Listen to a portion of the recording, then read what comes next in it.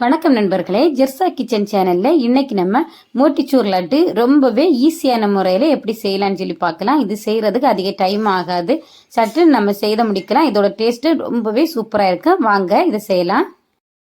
இந்த லட்டு செய்யறதுக்கு நான் இப்போ 1.5 கப் கடலை மாவை சலிச்சு எடுத்துக்கிறேன். மாவை நல்லா சலிச்சு எடுத்த அப்புறம் இதுல தண்ணி சேர்க்கலாம். தோசை மாவு பேட்டர் ரெடி பண்ண நம்ம எந்த அளவு தண்ணி சேர்ப்போமோ அந்த அளவுக்கு இதுல தண்ணி சேர்த்து நம்ம இதையே ரெடி பண்ணி எடுக்கலாம்.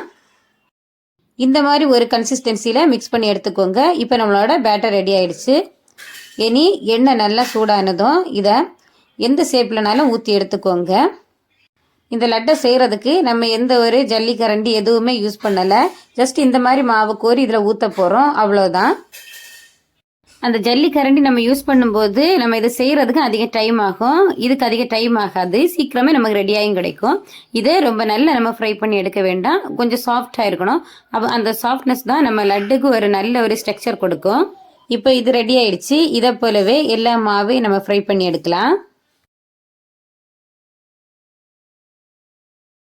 அடுத்து இதுக்கு தேவையான சக்கரை பாகு நம்ம ரெடி பண்ணி எடுக்கலாம். இப்போ 1.5 கப் மாவு எடுத்தேன். அந்த 1.5 கப் மாவுக்கு 1.25 கப் அளவு சர்க்கரை சேர்க்கிறேன். கூடவே 3/4 கப் தண்ணி சேர்த்து இதை நான் கொதிக்க வைக்கிறேன். இந்த சக்கரை பாகோட பதம் எப்படி இருக்குன்னா, நம்ம கையில எடுத்து தொட்டு பார்க்கும்போது பிசு பிசுன்னு சொல்லி நல்லா ஒட்டணும். இந்த மாதிரி லைட்டா இழுத்துட்டு வரணும். அந்த டைம் நம்ம ஃப்ளேம் ஆஃப் பண்ணலாம். ஃப்ளேம் ஆஃப் பண்ணிட்டு இதுல கொஞ்சமா ஏலக்காய், கூடவே ஃபுட் கலர் சேர்க்கிறேன். ஆரஞ்சு ஃபுட் கலர் எடுத்திருக்கேன், அதை சேர்த்து நல்லா மிக்ஸ் பண்றேன். இப்போ நம்ம லட்டுக்கு தேவையான சக்கரை பாகு ரெடி ஆயிடுச்சு. இனி இதை ஊற வைக்கலாம். அடுத்து நம்ம ஃப்ரை பண்ணி எடுத்தது ரெடியாக இருக்கு. இதை சின்ன சின்ன பீசஸாக கட் பண்ணிடலாம்.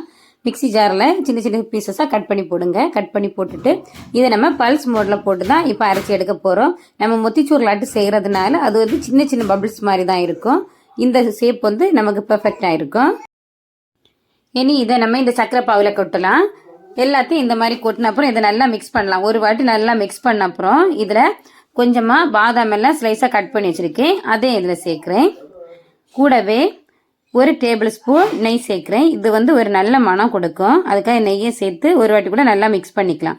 மிக்ஸ் பண்ணிவிட்டு அப்படியே க்ளோஸ் பண்ணி வைக்கலாம். ஒரு 1/4 மணி நேரம் இது க்ளோஸ் ஆக்கியே இருக்கட்டும். இப்போ 15 நிமிஷம் ஆயிடுச்சு. இனி இதை நம்ம சின்ன சின்ன உருண்டையாட்டு உருட்டி எடுக்கலாம் லட்டு ஷேப்பில். அவ்வளோதாங்க. இப்போ நம்மளோட சூப்பரான மொத்திச்சூர் லட்டு ரெடி. இந்த வீடியோ உங்களுக்கு பிடிச்சிருந்தா லைக் பண்ணுங்க, உங்க ஃப்ரெண்ட்ஸ் எல்லாருக்கும் ஷேர் பண்ணுங்க. மறக்காம சப்ஸ்கிரைப் செய்துட்டு பக்கத்துல இருக்கிற பெல் பட்டனை கிளிக் பண்ணுங்க. வீட்டிலே சமைக்கலாம், நலமாக வாழலாம்.